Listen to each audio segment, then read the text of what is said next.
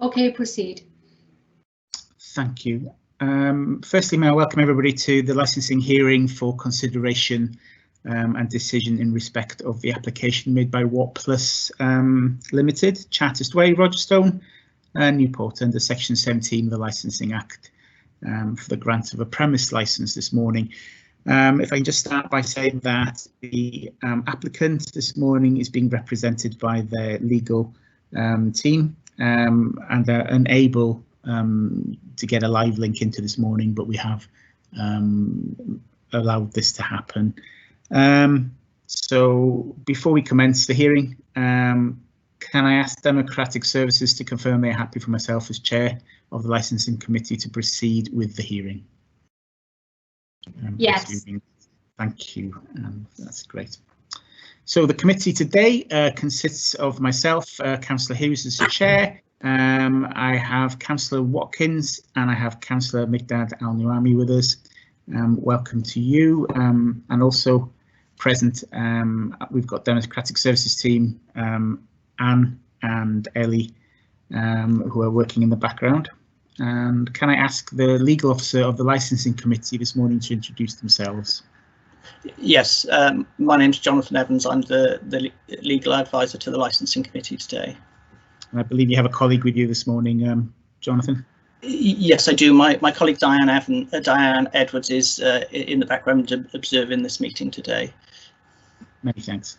And can I ask the licensing officer to introduce themselves this morning? Good morning, Chair. Good morning, everyone. My name is Alistair Dearling. I'm the licensing manager and will be presenting the report today. Thank you.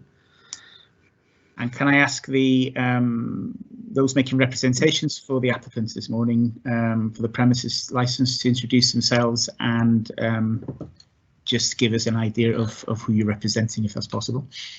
So thank you. Yes, my name is Matthew Phipps from TLT Solicitors. I am representing the applicant for the premises licence. Amar Karia is observing the proceedings through the link that you mentioned at the start, and he or his business, What Plus Limited, are the applicants for the premises licence that's in front of you this morning. Thank you, Matthew. And we have had one member of the public, I believe, opposing, who has been invited this morning, and obviously it's not compulsory that they do attend, but they have submitted a report and we will refer to that later on. So can I confirm with my fellow councillors if any member has a declaration of interest regarding this application hearing this morning? No. No, and I'm getting the same off Councillor Harley. That's great, thank you. So the procedure for today, this morning's hearing, is firstly I'll ask the licensing officer to read out the committee report. I'll then ask the applicant to put their case forward regarding the application before us today. Then I'll ask those who made representations, or obviously they're not here this morning, but their case forward to the licensing committee. And once the committee has heard all the representations, it will retire to make a decision in private. And as such, we will ask others to leave this meeting this morning. All parties will receive the committee decision in writing within 5 days of this licensing hearing, and the decision will not be announced today. So I'll now ask the licensing manager, Alistair Dearling, to present the licensing committee to the report this morning. Thank you. Thank you, Chair.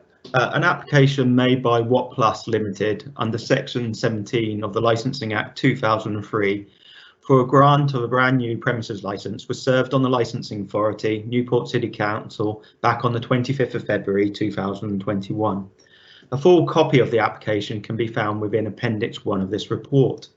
In accordance with the statutory provisions, copies of these applications were served on each responsible authority, and details of the application were advertised on the premises and within the South Wales Argus, giving the responsible authorities and other persons until midnight on the 26th of March 2021 to make written representation to the licensing authority.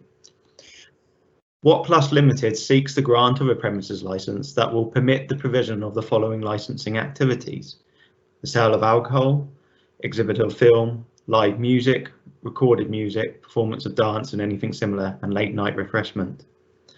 The designated premises has not been proposed at the time of writing this report. Such person will be required to be named on the premises licence prior to any licensing activities of the sale of alcohol being permitted, should the application be granted. It's not uncommon that brand new applications won't have the designated premises supervisor listed, and that will come in due course if the licence was to be granted today. Within the report, Appendix 2 of this report, there are location maps and images of both the exterior of the premises where the licence activity is proposed to take place. The licensing activities are proposed to take place at the following hours: the sale of alcohol Sunday to Thursday from 11 o'clock in the morning till 11 o'clock at night, and on a Friday and Saturday, once again 11 o'clock in the morning till midnight, and from the end of permitted hours on New Year's Eve until 2:30 hours on New Year's Day. The provision of regulated entertainment, including films, live music, recorded music, performance of dance and anything similar, the hours being Sunday to Thursday 11 till 11, Friday and Saturday 11 till midnight, and later hours on a New Year's Eve until 3 a.m. Until New Year's Day. The applicant has also applied for late night refreshments, and these hours are Friday to Saturday, and of course late night refreshment takes place after 11 o'clock at night, so on a Friday and Saturday from 2300 until midnight, and when New Year's Eve until 3 o'clock in the morning. No representations were actually received from responsible authorities in respect to this application, though in line with the Council's new 2021 policy, particularly paragraph 11.8, the applicant engaged with the licensing authority and Gwent Police at a very early stage prior to submitting the application, as expected within the Council's policy. On the 18th of March 2021, a representation was received by Patricia Chilton of 4 Langeffords Close, Rogerstone, MP10 9HP. The licensing authority responded to the representation initially on the 22nd of March to confirm Mrs. Chilton's address, then again on the 23rd of March to ensure that Mrs. Chilton was aware of the operating schedule proposed by the applicant to promote the 4 licensing objectives, and offer her the opportunity to consider them and whether they allayed her concerns stated with her representation. However, Mrs. Chilton responded with a further comments on the 25th of March, and she wished for her representation to remain on record. Initial representation and email threads with further comments between the licensing authority and Mrs. Chilton can be found in Appendix 3 of this report. It may be when it comes to placing other person's representation, Chair, you may wish me to read these out to you in due course. Also, that isn't highlighted within this report, but what application via their solicitors TLT sent Mrs. Chilton an email that you all would have received, highlighting both the operating schedules and is an indication of mediation between the local resident and what store to see if mediation could take place before the hearing proceeded today. No contact was made by Mrs. Chilton either to myself or the TLT regarding this mediation. The background for this premises, as I say, it's a brand new premises license. The premises currently is a large DIY store in an industrial estate, and it's just located off the junction off the A467 at Rogerstone. There's a very large car parks services the store. The car park currently houses a car wash alongside a licensed street trader van. Currently, this is serving burgers, stone pizzas, etc. These units are not licensed under the Licensing Act for late night refreshment, as currently they conclude at 11 o'clock at night. The food units have applied for a temporary event notices to cover the sale of alcohol by off sales for a 7-day period over the Christmas period.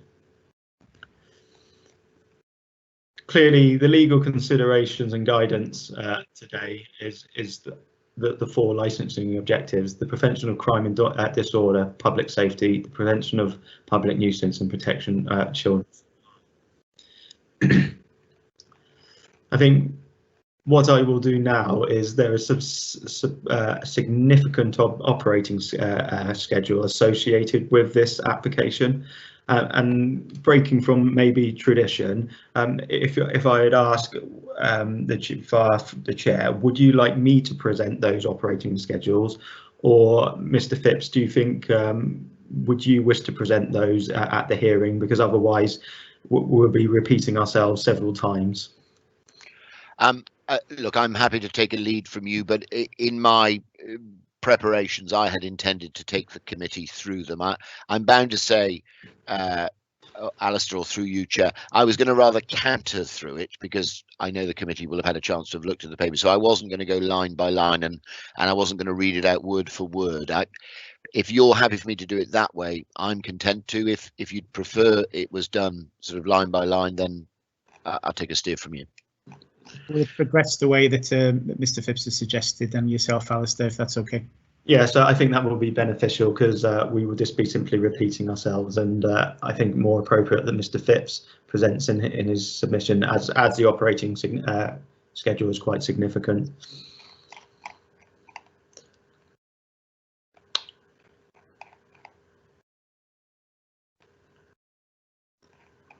So within the report, it highlights to the committee the relevant extracts of the statement of licensing policy and the relevant guidance as highlighted within the report.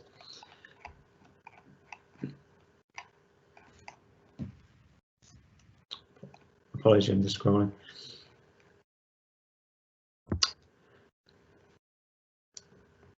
So the application has been submitted in light of Mr. Phipps presenting the operating schedule via his submissions. Obviously, clearly, as the committee, the four licensing objectives, you will have to determine this application. Within this application, you can undertake the following. You may grant the application as applied for. You may grant the application and modify what is requested by the applicant in respect to the activities, times and conditions by altering, omitting or adding to them where relevant. Or in principle, you could reject the whole of the or part of the application.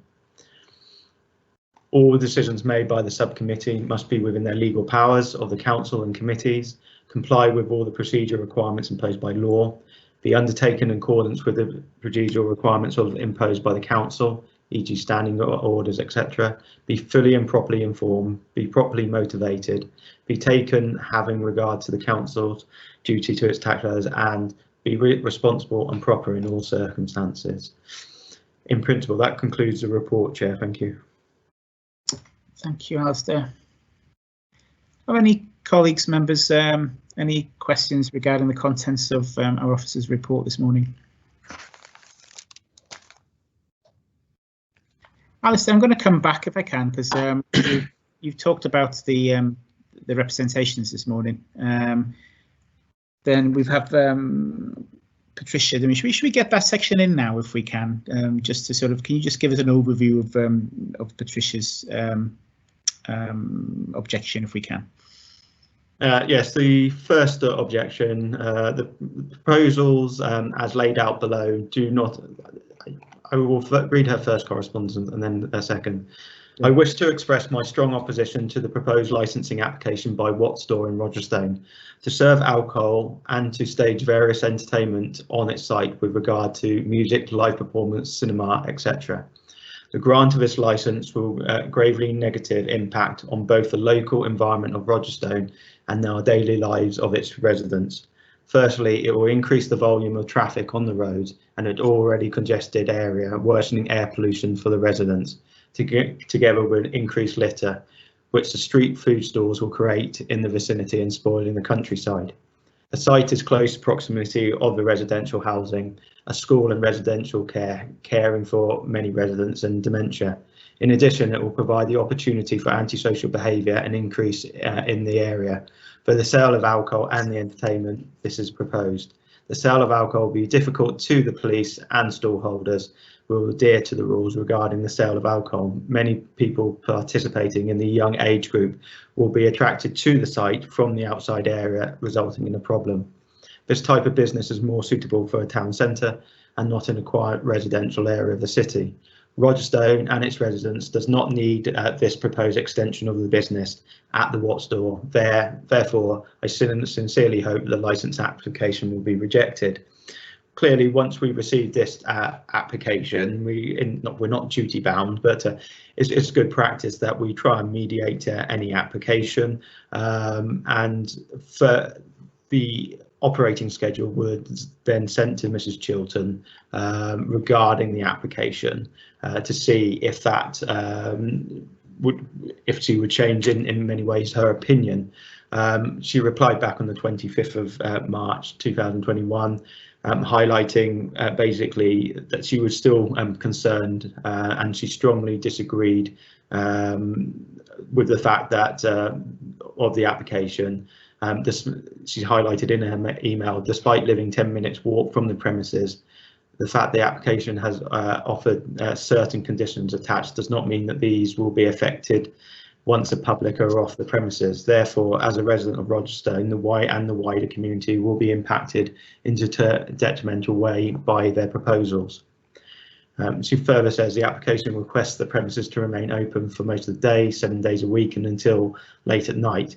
If granted, this will attract underage drinkers, people travelling from further afield, as well as encourage antisocial behaviour, all of which are negative effects on the neighbourhood. As it will impact on the parts of the village, the applicant will not be able to control the behaviour of the visitors once off their premises, and this could lead to an increase in criminality activity in the area. It will also increase increased traffic on local roads and an already congested area. At present, Mount Pleasant Estate is used as a short route to Cambran, and the speed and volume tracker has already had a negative impact on this area. This will only compound and increase vehicles and surrounding roads. With regard to the music and entertainment aspect, this will again affect residents, both in the near vicinity as well as those further away. The volume and sound travels can be heard from quite a distance. This is reduces from a summer fete or similar events that take place at the welfare ground. The music and noise levels can be heard quite clearly where I live, and this site is further away from me than Watt store. Residents shouldn't be expected to tolerate this public nuisance 7 days a week for almost 52 weeks of the year. Lastly, there'll be a probably increased litter in this area. People will purchase food to take away and dispose of it in the streets and throw it out of the windows of the car. With people who use McDonald's, this is unacceptable. Many people living in the community choose to live in Rogerstone as it's a relatively peaceful area compared to other parts of the city.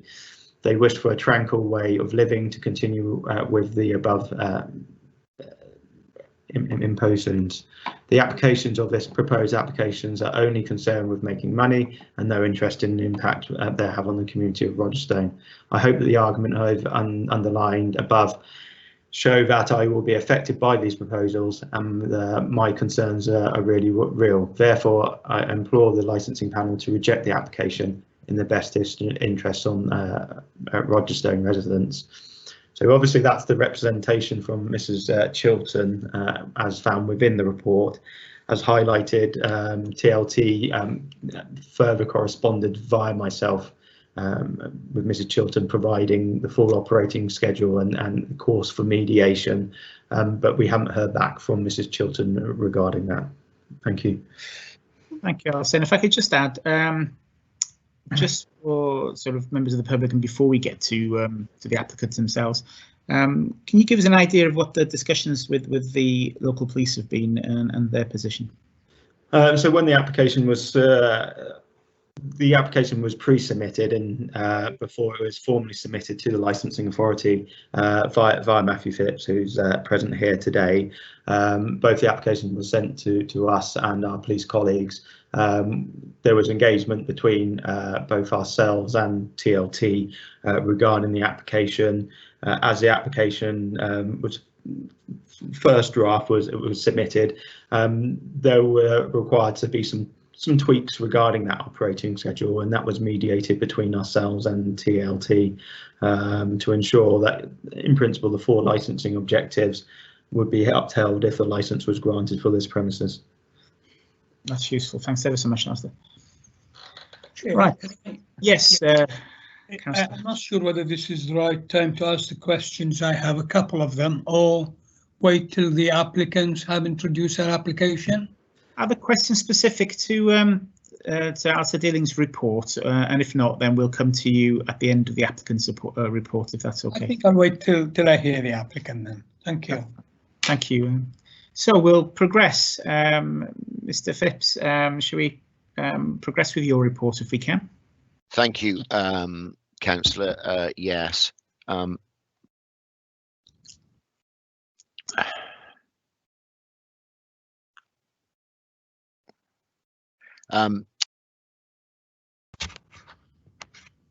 You're on mute, sir. Sorry, Matthew. If we had £1 for every time that we've said that in the last 12 months. So it's an application, as Alistair has explained, for a new premises license. I am alive to the fact that you have indicative timings for your licensing hearings, and often, as you will recall, I've been in front of you and I have asked or craved an extension of time. I don't think this is one of those occasions. This is, I would suggest, a straightforward application. There are 3 parts to the applicant's case. The first are the agenda papers that you have in front of you. You've gone on to mute again, Mr. Sorry, forgive me, I don't know why that was. The first of the 3 parts of the paperwork that you have in front of you is the agenda. The next is the pre-application consultation emails that we sent through to the licensing authority that Alistair's made mention of, and there were a number of attachments to that, and I believe that was circulated to all councillors and colleagues a week or so ago, 10 days probably. And then there is also the email that was sent via your licensing manager from us to the resident representative, and Alistair is correct, we've not actually heard anything back.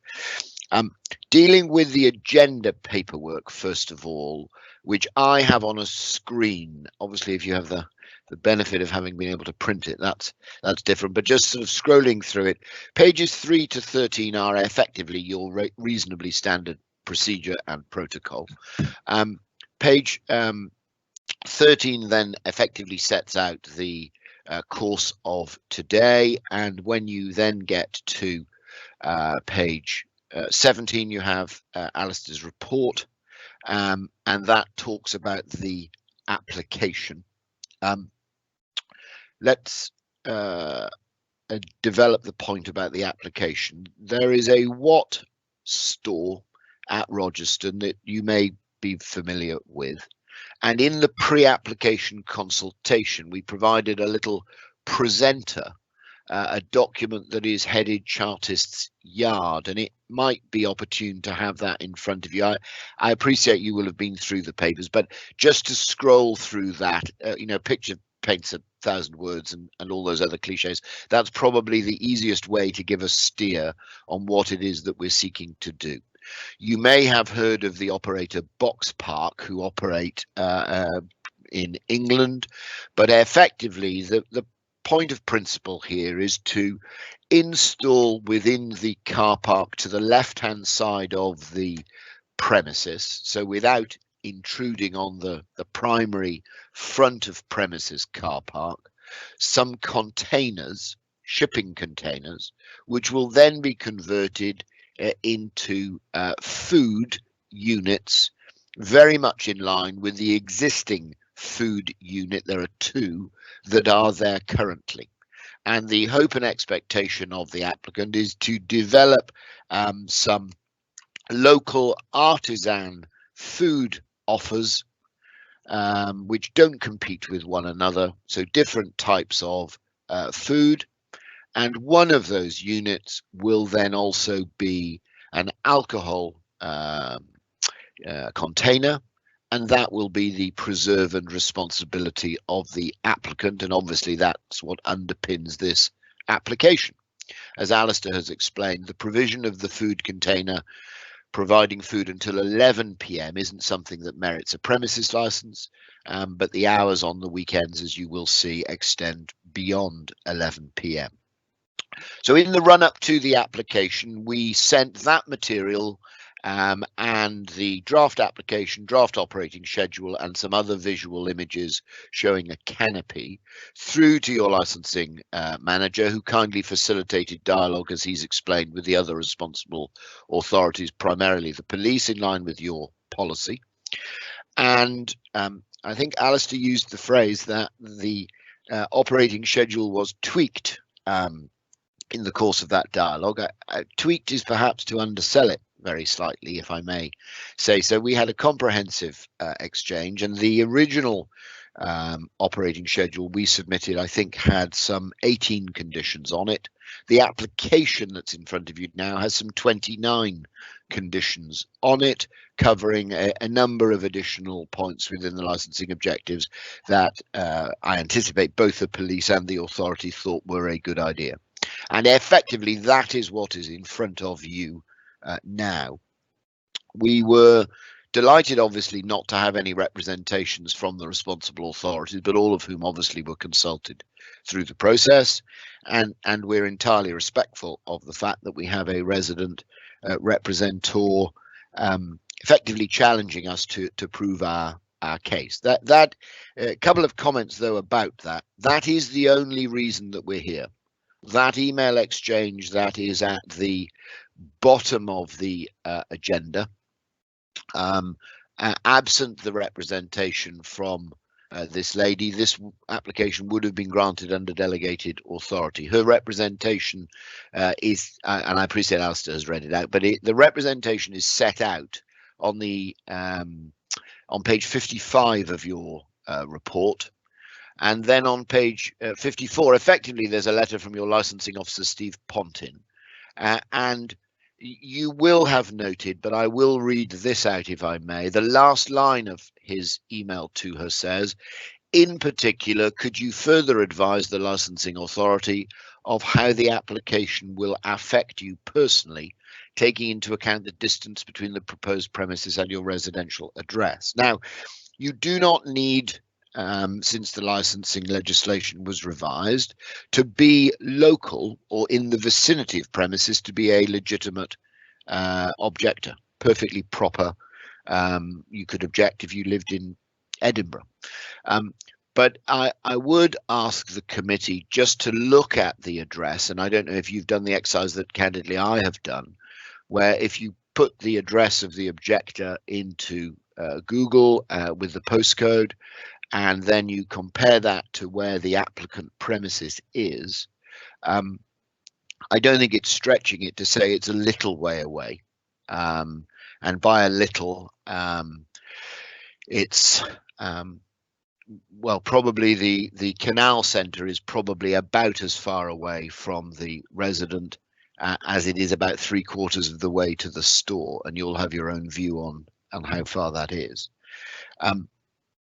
We wouldn't accept, to be clear, that it would fairly be said that these premises could adversely impact this resident at this location. But that probably isn't a particularly significant point today, because you're going to want to be confident that this operation, if it proceeds, won't adversely impact anyone, and quite right too. But that is what we say. We say that with the comprehensive operating schedule that we have proposed, with the hours and the restrictions and controls, it's perfectly reasonable for you to consider that this will legitimately proceed. However, having received the representation, then your discretion is engaged, and it's engaged particularly on the following points. The first is that the representation articulates a concern about the likely increase in traffic as a result of this operation. And that really seems to be a primary point of concern for this representor. I'll leave it for your legal officer to determine the degree to which that's fairly said to fall within the licensing remit rather than the planning remit. But if one presumes that it falls within a public nuisance licensing objective, then I would ask you to consider, and we say unashamedly, that this location is as good a location for this type of operation as you could hope to have in the city. It's extremely well serviced by proper roads. It's extremely well serviced by a proper car park, which is on any view significant.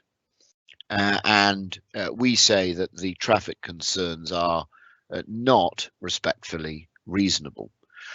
The second point of primary concern is that there may be noise as a result of the operation. Well, that must relate to proposal to have some entertainment and to, from time to time, show film. You'll have a view yourselves, and I'm not here to direct you one way or the other, but about the ambient background noise levels, bearing in mind the proximity of the roads. But it did strike me as being of note that the way in which the noise concern is articulated is that this resident hears a summer fete from some distance away, and that might be indicative of the sensitivity of the resident. I don't say that disrespectfully, but a summer fete is not usually something about which complaints to the Environmental Health Service or the licensing manager are received. And then the representation goes on in the response to the officer to say the applicants are only concerned with making money. And I'm bound to say that on behalf of my client, we do really take issue with that. That isn't accepted as being a fair, proportionate or reasonable observation. Where do they get that observation from? It's not right. Of course, there is a commercial imperative here. Of course, it would be nonsense not to say otherwise. But if I was saying to you, committee, well, we're going to employ 25 people here if you grant this license, your legal officer would quite rightly intervene and say, well, that's no consideration of the committee. We're only concerned with the licensing objectives. And I wouldn't dare make that submission to you. But by the same token, that isn't a proper objection to this application. Indeed, I mean, it's in passing, but the conversations that I've had with my client, if this was only about a commercial imperatives, then finding another Watt Plus store, as you will have seen from the preliminary paperwork, it's a developing business. The Cribbs Causeway Watt Plus has now opened through the course of the last 9 months. You know, it's a disappointing observation. We believe that this, and really finalizes my comments, we believe that this is a genuine and appropriate contribution to the food, drink and hospitality scene in Newport. We think that this is to be welcomed, candidly. It will be different. It will not be easily mirrored by any other business in the area. And we think that's super. Indeed, when you go on to page 20 of your agenda, you've got comment about the guidance, but you've also got your commentary extracted. Obviously, the full policy is available, but the comments from the licensing policy. And particularly at the start of that commentary, it references paragraph 5.3 of your licensing policy. Again, I'll leave your legal officer to invite your attention to that when you retire. But in the current world in which we live, well, I'll read it. I'll read a little part of it. The licensing authority does not wish to unduly inhibit the continuing development of a thriving and safe evening and nighttime local economy, which are important for investment and employment locally. The authority considers it vital to create an appropriate balance between the economic needs of licensed premises and the rights of local residents and businesses to be able to enjoy a reasonable degree of peace and quiet at noise-sensitive times, and other persons not experience an early fallout of the nighttime economy. We say that the balance that this application strikes is exactly in accord with paragraph 5.3. there's some obviously additional points, particularly across pages 21, 22, 23. The application is set out on page 26. I won't take you through the application, but the operating schedule, to which Alistair's made some mention, that is set out on page 44 of your primary agenda. The first page is effectively the hours. In terms of the hours, we say that 11 o'clock Sunday to Thursday, perfectly reasonable, and it's perfectly proper and not excessive to extend that to midnight on Fridays and Saturdays only. And we say the location perfectly lends itself to that. But it's the conditions to which I just I mentioned I'd canter through them, but do stop me, councillors, if you want me to pick up a particular point. So CCTV condition, which you will be familiar with, signage at 2, a dispersal policy, because we recognise that the management of departure of customers is a point of legitimate concern, and that's something we need to stay on top of. A noise policy, again, legitimate concern, but no reason to think we can't do that. Challenge 25 policy, I'll not dwell on that, you'll be familiar with that. Door staff to be risk assessed and provided when appropriate. And there's a number of door staff conditions. A logbook at 11, identifying effectively the door provision.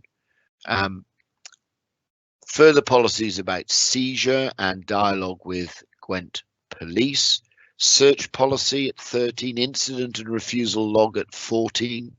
Weekly inspections of the public areas at 15, further signage obligations at 16, staff training at 17, and confirmation that the training has been received rather than a slightly bland offer to provide it. Alcohol refusals to be logged, delivery conditions, if that becomes a feature. You'll be aware that the very successful brewery up the road has developed itself. I mean, it's probably a 10-minute walk up the road, but it's a very good and welcome facility for the area. Then we've got last entry if we were having a music event, so that we don't become a last port of call. Clearance of bottles and glasses, telephone numbers to be available for residents if any concerns articulated, litter bins, which is actually, to be fair to the resident, one of the points they make is about McDonald's litter. They do reference McDonald's. I don't have a gripe to make about McDonald's, a takeaway litter, if I can call it, and then a risk assessment for all music events. So we say that that is exactly as you would hope. It covers all of the points that cover all of the 4 licensing objectives. But of course I would say that, wouldn't I? But candidly, I do say that having sent an original draft with some 18 conditions and then engaged with the authorities, and having had back the feedback that additional conditions were required, and then having served that application to receive no representations at all from the responsible authorities, I realise I'm stretching the point, but it's all but an endorsement of the application by the officers, lest they would have said that they had concerns had that been the position. So in those circumstances, having extended myself beyond the 10 minutes, I apologise. Actually, so that is the application. We think it's a good application. We're respectful of the fact that there's an anxiety expressed by this lady, but and this is not said to be awkward, having chosen not to dial into the call today and having chosen not to engage either with Alistair or myself following the attempt to mediate, that might tell you something about the degree to which you should rely upon that representation. So we'd invite you to grant it as is. Thank you, Mr. Phipps. If I could come to my members first, any questions to Mr. Phipps? Yes, please. Chair, yes. Yes, sir. I'm trying to establish precisely where this license is going to apply to. So can I ask, first of all, presumably there is a planning application also going in for this sort of additional use. Am I right in that? You are, sir. Yes. Okay. In that case, can I ask, you mentioned containers, and I think you mentioned 2 containers. I'm sorry, can I just very quickly interrupt? Councillor Al-Nuaimi, could you put your camera on, please, so that I can send you to the event? Thank you. Well, for some reason, it's not allowing me to do it. Hang on. Sorry. Can you see me now, Joan? We can see. Thank you. Okay. Yeah. You mentioned 2 containers, which I take it to be in the car park area. Is that where the food and the alcohol are going to be served? Or does the license apply to the whole store, which means also the main store area as well? So can I take you to the agenda pack? Do you have the agenda pack in front of you? Could I ask you, if it's on screen, could you scroll down? Could I invite you to scroll down, sir, to page, forgive me. So page 51. No, forgive me, 52. 51, sorry, 51. Yeah.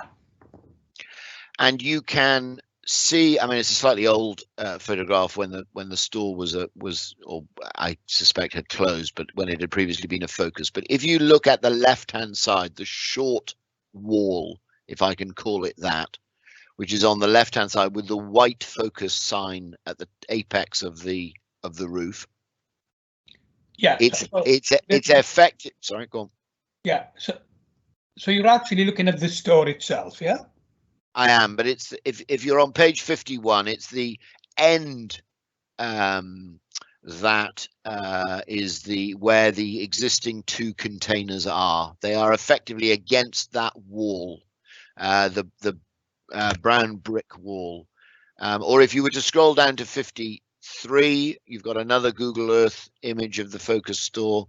You'll see there are 2 doors, I think they're doors, blue markings against the wall of the end of the focus store, and they're effectively in front of those. Again, if you scroll to page 52, you'll see there's a silver car on the left hand side. It's effectively between the silver car and the store, but further down toward that lamppost, so beyond effectively the end. Exactly there. Somebody's doing that imaging. That's very helpful. Exactly there. And then, so if you were to then go to the secondary images that we sent through as part of the pre-application consultation attachments, which if they're not to hand, I can get those. I can email those across to your democratic services. But there was effectively a proposed perspective document. And that might be helpful to see as well, because there's a little photo called Courtyard Space, which it might be helpful just to look at. Yeah. Yeah, I mean, I haven't got the information relating to the licensing consultation. Okay. Well, there were some images, sir, that probably would have helped, because you would have seen that effectively there's a courtyard created effectively by a horseshoe type shape of containers, which will have the food and the drink element, and that is down that side of the store, if that makes sense. Okay, what happened in the store itself? Will it continue? The store's going to be the same, save that on the other side of the wall that we were looking at, effectively there's a cafe on the inside of the store that is there. The remainder of the store will remain exactly as is, but the cafe is on the other side of the wall. Okay, so the live acts, and the music, bands, etc., will take part in this new area, yes? Yes, in what we've called the courtyard, but yes, exactly right. Okay. Sorry to intervene. It's just myself who's putting the pictures. Hopefully it's a bit more helpful. Can everybody see the pictures now from? Yes, Yeah. exactly. Yes, thank you. Very helpful. Yeah, they are helpful. Okay. So it follows, therefore, there will be no events inside the store itself. Is that No, correct? it's a store. Yeah, absolutely right. It's a shop. There's no attempt to change the shop. We're not creating Principality Stadium in Rogerstone. So I'm asking the question because when I looked at the application, it says both. When it came to the live music, and you've ticked both, so it suggested there was an indoor area also for. No, but we're going to have, as you will have seen, we will have, or our plan is to have some screens in order to help weather protect. Okay. But we've established now that really the license covering life events and the alcohol and the food is outside of the store, yeah?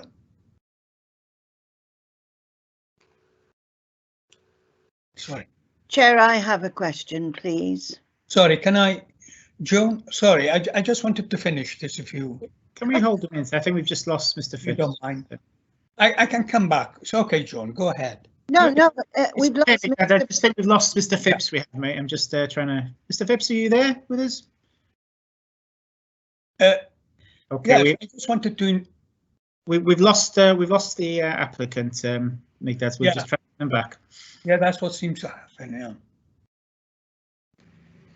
I wonder if everybody can turn their cameras off just in case it is the bandwidth.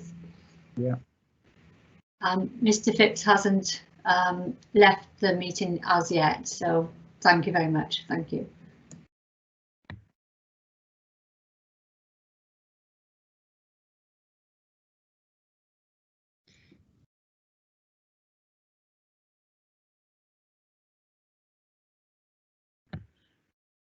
Migdad, turn your camera off. Okay.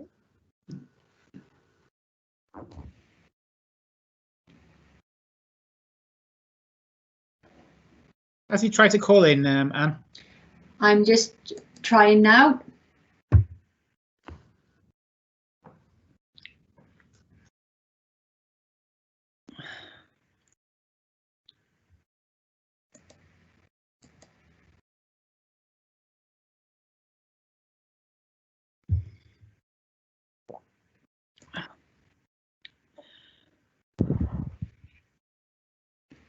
I'll just send him an email. Just one moment, please. That's okay.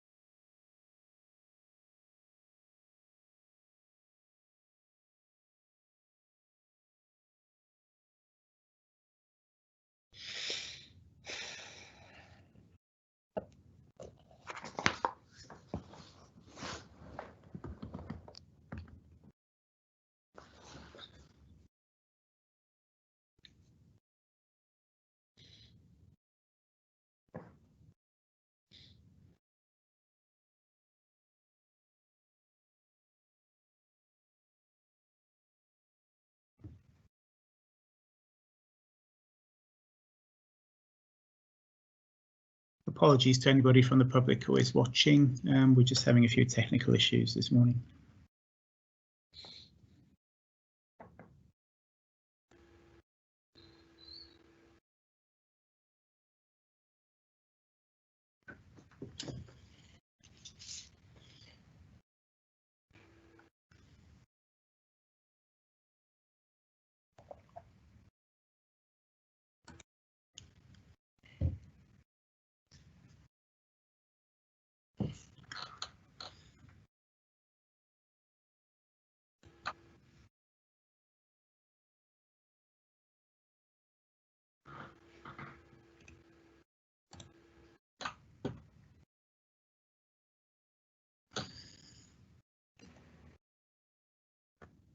My colleague is also trying. We haven't received an email from him as yet, which makes me wonder if there's an issue at his end. I'll let you know as soon as I find anything out. Thank you, Anne.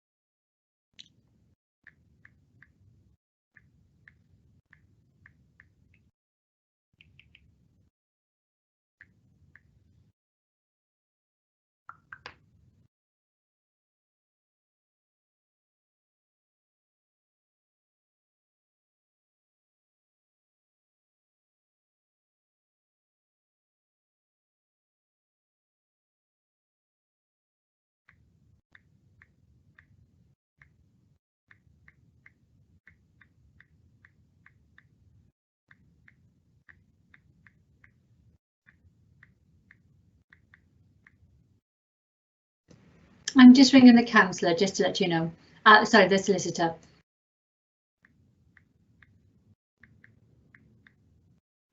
Thank you, Anne.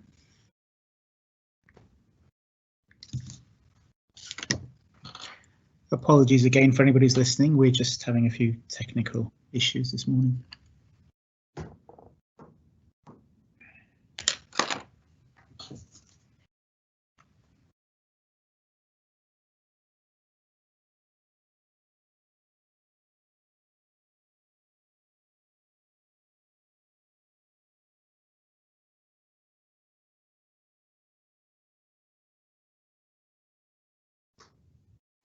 Hello everyone, just to let you know that Mr. Phipps is having difficulties with the Wi-Fi connection, but he promises that he'll be joining as soon as he possibly can.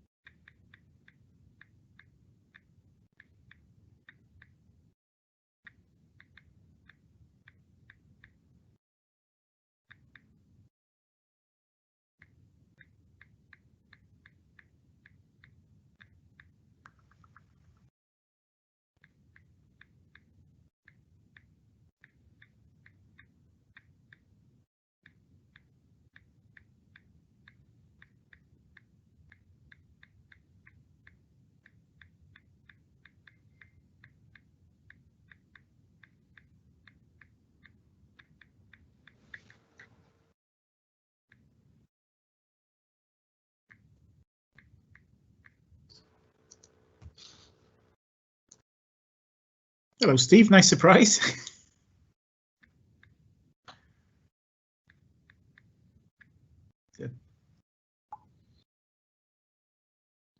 Who was that, Chair? That was Steve Pontin from licensing. Oh, right. Thank you. No worries. Jason, I think, sorry. Can I just remind everyone that we're still live? Thank you very much.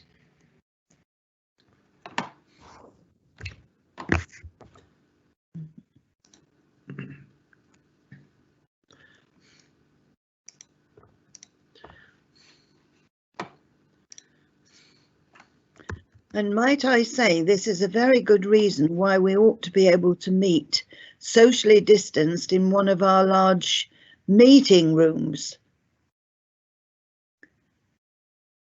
doing. Like the council chamber. Sorry? Like the council chamber. Yes, absolutely, McDad. I see no difficulty in a meeting such as this taking place in that council chamber, which has considerable space. Joan, can we refer those conversations for later, please? Thank you. We can, yes.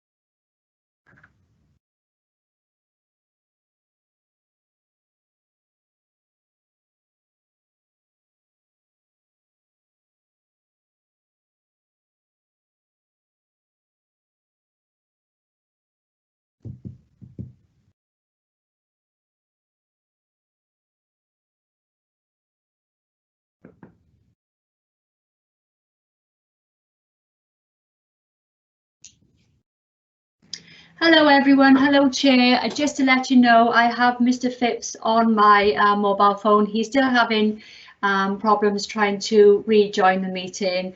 Mr. Phipps is happy to proceed via loudspeaker on my phone if you're all happy to proceed. Yeah. If Mr. Phipps is happy with that, we will. Mr. Phipps, would you just like to speak so we can see if we can hear you? Yes, of course. Sorry, everybody. I am really embarrassed and sorry about this. I don't quite know what's happened, but if you can hear me, I can certainly hear you. We can hear you just about good enough, Mr. Phipps. We will proceed because we're nearing the end of your involvement, so we'll try and get on as best as we can. Chair, can I just yes, please do one thing very briefly? Can the other members of the committee confirm that they also heard Mr. Phipps, so that we know that everyone can hear him? Thank you, Jonathan, of course. Yes, I could hear him. And when Dad has finished his questions, Chair, I would like to ask a question, please. Absolutely. So, Dad, if you'd like to continue, sir. Yeah, I was about to finish mine. So I wanted Mr. Phipps to confirm that the alcohol and the entertainment will all take place outside of the main store area. Mr. Phipps?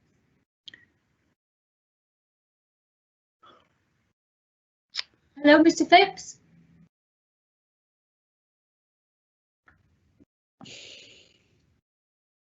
One moment.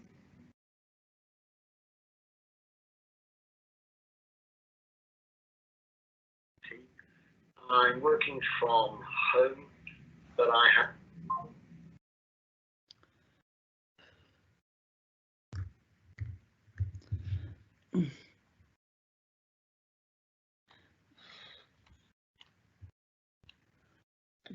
Just one moment.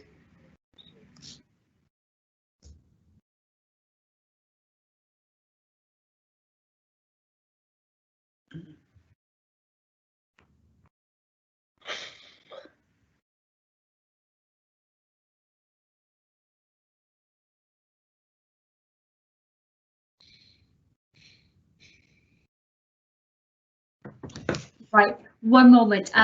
Sorry, Councillor Alnoemi, could you repeat that question again? Yes.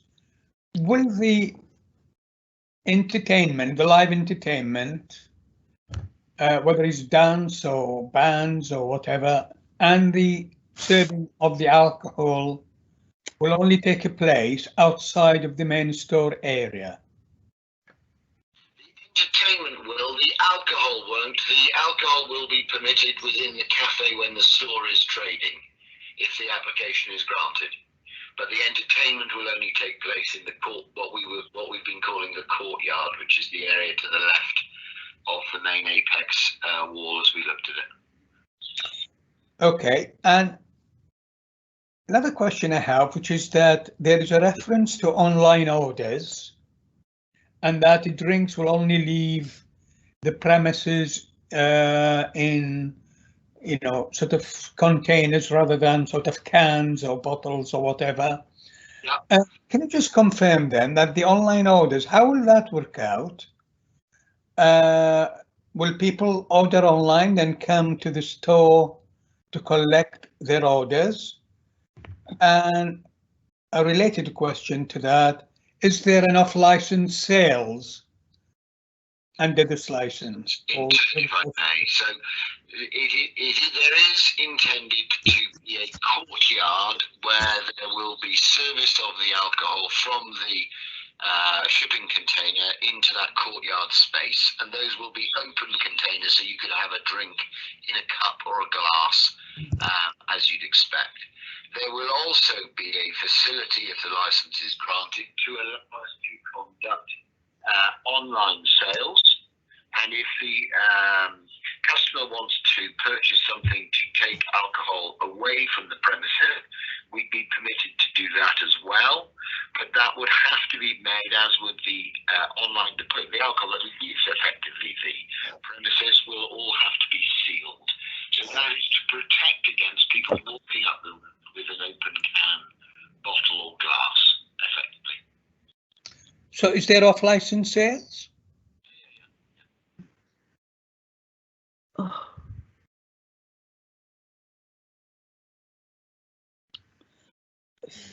Alistair, can you just confirm that the off-license sales is permitted, which we've confirmed is actually if you buy food, isn't it?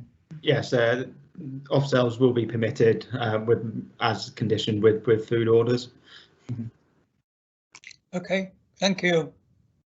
And have we lost Mr. Phipps again? Can we confirm? I'm embarrassed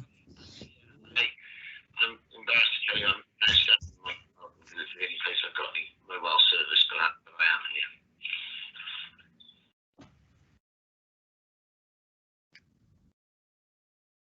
We didn't quite get that. Can somebody confirm that Mr. Phipps is still with us? Can you hear Mr. Phipps, Chair? Not too clear at the moment, I'm afraid.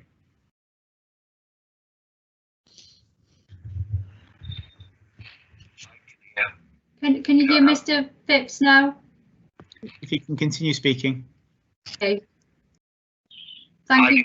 I can hear you. Thank you. That's better. Thank you, Mr. Phipps. Welcome back. Does that conclude for now, Mick Dad? You can come back. Chair, I did say I had a question, please. Joan, I'm coming to you. I was just asking Mick Dad if he'd finished his.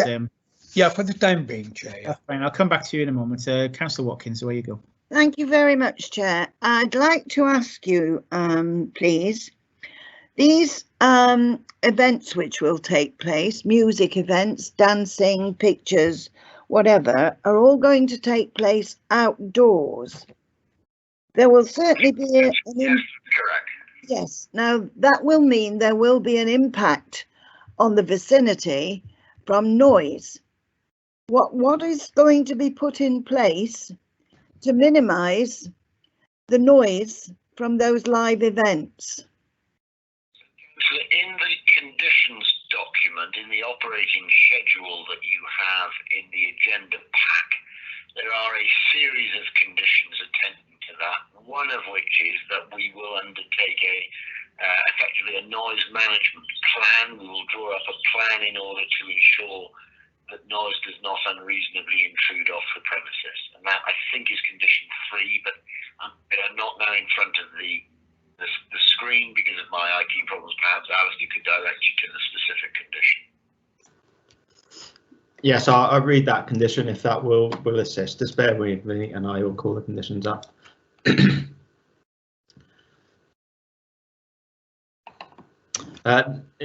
Stipulates the premises will produce an approved noise policy for any external events to include but not limit to exact locations where readings will be taken from, the readings will be taken and recorded. The actions taken to reduce noise levels is required. The agreed noise levels, the streets and houses that would be notified of such events. The policy will be provided to environmental health team for agreement before any events takes place. So I think the latter part of the condition is important, that our environmental health team obviously need to agree that policy before events take place to prevent any nuisance to potential nuisance to local neighbours. So it'd have to be approved by Newport City Council's environmental health team to ensure that nuisance isn't caused by any events taking place. Alistair, can I come in quickly and just on the back of that for Councillor Watkins? Have there been any test runs at all in relation to noise? You know, because we've never had anything like this in that area. So have environmental health actually undertaken any tests, sort of, or do they plan to undertake any test runs on the sort of noise volumes and how far that would spread from that area?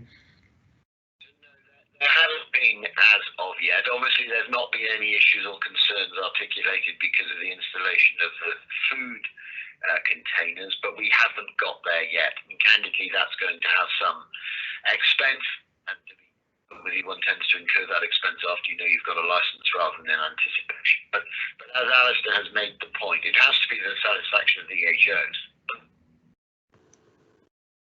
Yeah, okay. Councillor Watkins? Yes, I find that rather woolly. I do have some concerns around the noise factor, given that this Rogerstone is a highly residential area.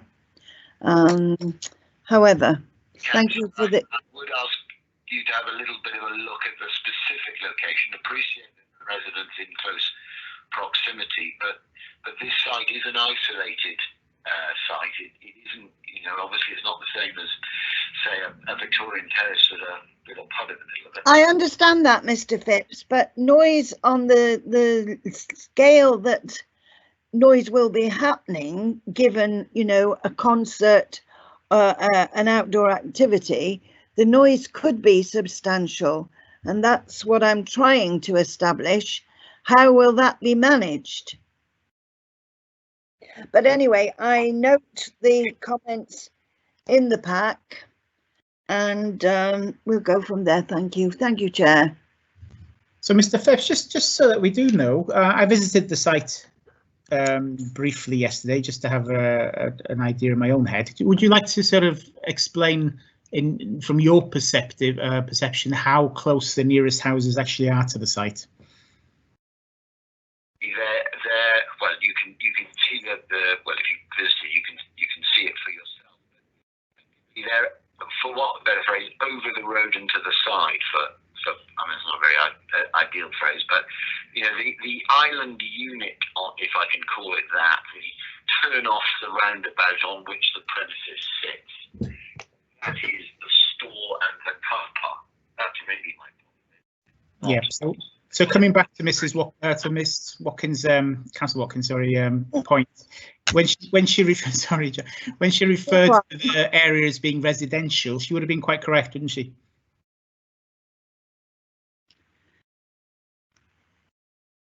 Yeah. Hello? Oh, you broke up then. Forgive me.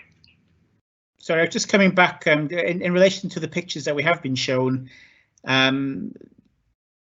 The actual closest of the closer houses to the site, it would be fair to say that the site is in a residential area, wouldn't it? Really sorry, you're breaking up as you're saying it, Councillor. I'm so sorry. I'll try again. In relation to my colleague Councillor Watkins' comments that is a residential area, when you look at the pictures of the houses that you've submitted, and the closeness of those, the front line of those houses to the venue, it would be fair to say that the houses, that the actual venue is in a residential area. I'm not challenging. I'm not challenging the point that that it's in a residential area at all. Okay. But I would be challenging any suggestion that we couldn't properly manage the noise that we will generate. And I suppose, if I might respectfully challenge the sense that the events that we're going to be having will need to accommodate the customers in the space that we've sought application for. We're not going to be having thousands of people. You know, we're talking about hundreds of people, you know, as a maximum, and that sense of proportionality needs to be borne in mind. That was really my point. Okay, thank you for clarifying. Councillor Watkins? No, I haven't got anything to add. Thank you at this point. Yes, Councillor Alnomi. Yeah. Yeah, I mean, it's interesting, actually. It's a valid point in the sense that the live events are taking part outdoors. So it's difficult to sort of conceive of what possible measures can be implemented to control the level of the noise emanating from these live events. I mean, you know, I noted Mr. Phipps saying, you know, we will manage that, but how is it? What is available to control the level of noise emanating from a live event? You know, sort of, we've all been to these music events, and what can you do outdoors to control that? Lots, Councillor. I'm not an acoustician, but the position of the speakers, the volume at which they're set, the external monitoring to ensure that there's no exceedances are all, off the top of my head, free of the measures one can take. I mean, the fundamental thing that one can do is control the volume at which it is played. And we are not putting this application forward with any view to creating a public nuisance. But even if you didn't accept that, that's why the condition that has been read out to you is there. It's not, my say-so that this won't cause a public nuisance. We have to get the environmental health officer's approval for this. And just because the activities would take place outside, it's not right, respectfully, to conclude that there is nothing one can do. There is lots one can do. Yeah, I appreciate the condition, but Alistair, could you say what possible measures can be done to control noise in such events? I think once again, I'm not an environmental health officer, but the experience of licensing, it will be down to an acoustic report. There, as Mr. Phipps has indicated, there are a number of measures that can take place. Ultimately, it can be as simple as the level of music, background level. But as I say, as Mr. Phipps has indicated, a full acoustic report will be required to be approved by environmental health. So there are a number of mitigations to reduce noise. And now what environmental health haven't made objections, they're kind of indicating that those events can't take place until such time that's been approved by environmental health. Alistair, are those events per event, or is there a noise level that's agreed and then they progress from there? The acoustic report that will be provided, I'm sure Mr. Phipps will come in here. I'm maybe answering from himself, but in regard to the acoustic report that be provided to environmental health, clearly there will be a number of different measures for different activities taking place there. That would be I'm sure there would be the expectation. And just coming, because there is a different, it's almost a cover-all application in it, in the sense that I have actually been to one of the box parks in Shoreditch in London, and when you're there's a difference between watching Snow White on a Disney sort of film screen and watching Stormzy, who actually played at one of the London venues, box venues. So it's about knowing, it's about trying to give my colleagues an idea of, it would be useful to have known really if that noise level is that, it's agreed at a certain decibel, and as long as they don't go over that decibel, they can just run events as they wish, or whether there's specific applications for specific events which might be much bigger than, even though it's 100 or 200 people, they can still be quite noisy, can't they, at certain events? Right, sense. But if I might say 2 points. One is that if you look at the space that's available and look at the layout proposed and the containers, that probably will offer some comfort that much of this may disappoint my clients. Stormzy is unlikely to be an artist that's presenting in Rogerstone at this location. We are talking about having some, accompanying music to allow us to have a box park type courtyard. This is not turning to an entertainment venue. This is not turning into a concert venue. We would like the opportunity to have some regulated entertainment. We're not going to have, if you will, concerts per se. The use of it's not becoming a concert space. There seems to be that's a suggestion that we're trying to create something that we're not. You'll see from the plans, and you'll see from the materials that have been provided. This is predominantly a food and drink hub, where we would like to be able to accompany some evenings with some, and days, no doubt, with some music, and on others, perhaps with some films. So that's one. 2 is, in terms of the noise level, that's precisely what the environmental health officer will in due course do. We'll produce a report. And I take that on board, Mr. Phelps, but I think, you know, the reason I had to ask the question was because there was reference in the reports by yourselves to things like Friday night discotheques and stuff. So I think it was only fair to ask the question about the expanse of the plans that you have, because for me there's a distinct difference between having a background level acoustic evening to some food and a Friday night discotheque. So I think it was, you know, we just got to be very clear about what you are expecting to happen on that site. It won't all be background level. Let me be very clear about it. It will not all be back. If you're minded to grant it, it will not all be background. But what it will be is it won't be a public nuisance. Okay. Councillor Watkins. No, I think we've got a picture with regard to this noise situation. I do actually have a question myself, Mr. House, if that's okay. The two concerns I had, and one is a recommendation more than, I think with venues like this, and we've talked about food venues like we've mentioned one in the local area, I would strongly advise that if the licence was granted, that you work closely with local community groups in the area, certainly around the issues around litter and the potential for any site in that area, not specific to what, but you know, to increase litter in the area. So I would strongly recommend that they work closely with local litter groups, for example, just to sort of so that we and think about their the sustainability sort of side in relation to how those things like bottled water and stuff, how that is sort of, so it's just about being aware of that side of things. The second thing that causes me a bit more concern. Point about the dialogue with residents. Absolutely. There is a condition we've proposed to ensure that we've provided a number, but there is no attempt to not acknowledge the point you make, and we would be more than happy to confirm that.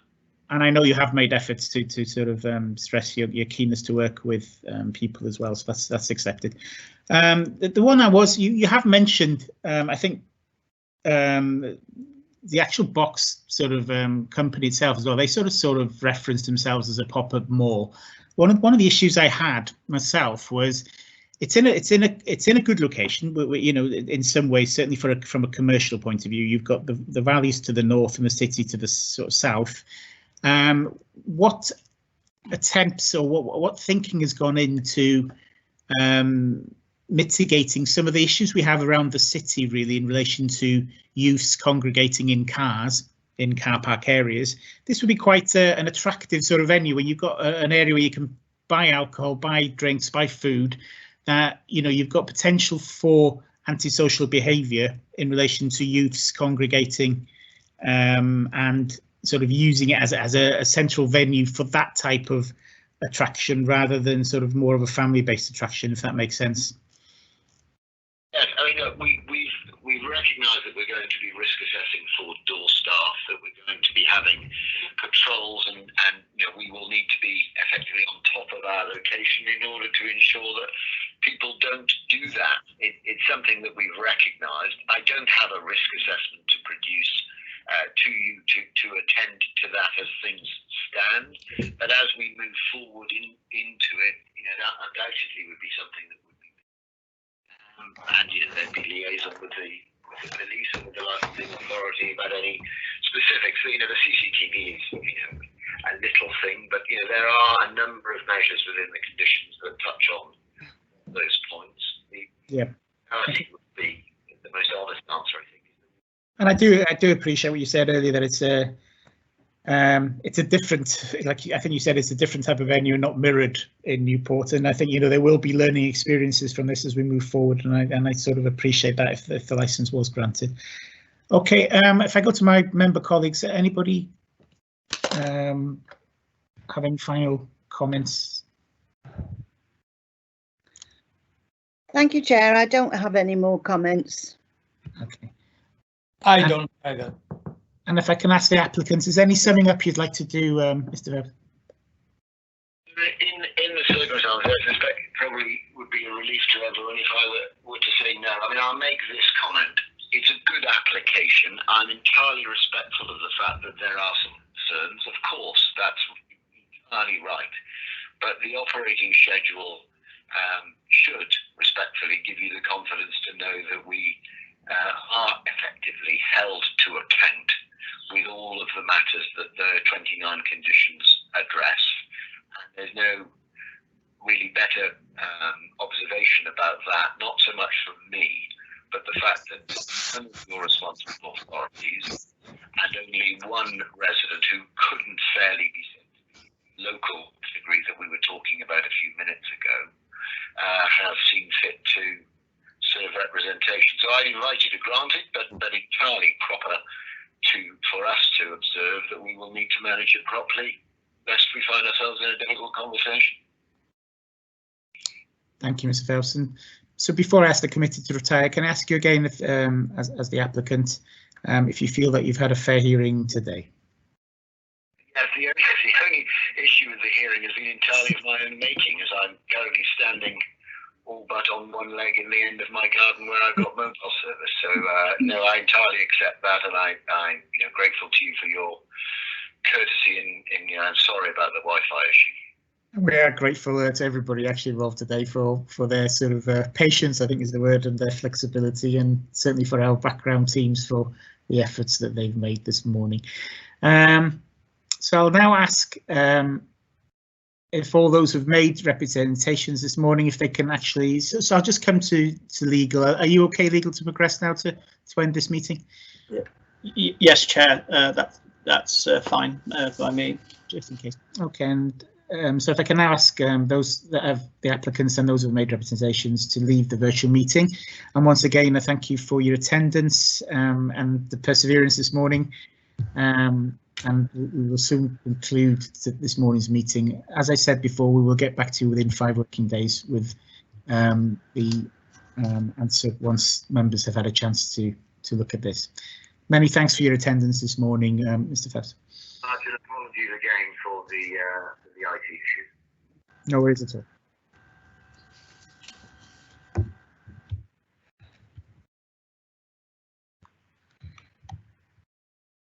That Mr. Phipps has left. Thank you.